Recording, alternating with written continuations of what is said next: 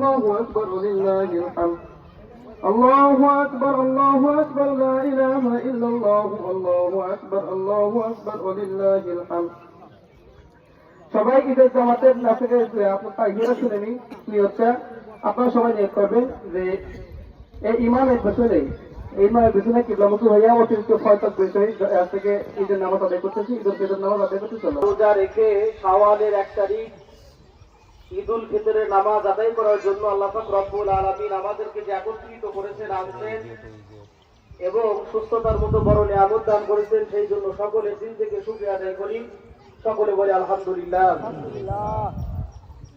আল্লাহ রাব্বুল আলামিন বলেন قد أفلح من تزكى وذكر اسم ربه فصلى সফলকাম ওই ব্যক্তি যে তার অন্তরাত্মাকে শুদ্ধ করেছে এবং তার রবের নাম উচ্চারণ করে নামাজ আদায় করেছে।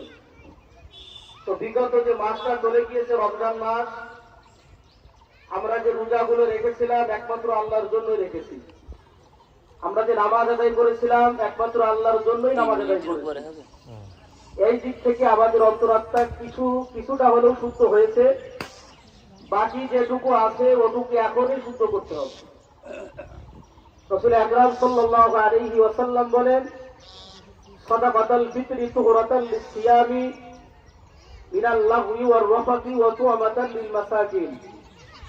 পয়গম্বর আরবি সাল্লাল্লাহু আলাইহি ওয়াসাল্লাম বলেন যে আমি তোমাদের উপর সাদকাতুল ফিতর এই জন্য ওয়াজিব করেছি, এর 1 নাম্বার কারণ হলো রমাদানের রোজার ভিতরে অনিচ্ছাকৃতভাবে হোক, ইচ্ছাই হোক, রাগের মাথায় হোক, যে গালিগালাজগুলো করেছি, অশ্লীল জিনিস দেখেছি, এই সমস্ত ত্রুটিপূর্ণ রোজাগুলোকে শুদ্ধ করার জন্য, পরিপূর্ণ করার জন্য, পবিত্র করার জন্য আমি তোমাদের জন্য সাদকাতুল ফিতরা ওয়াজিব করেছি।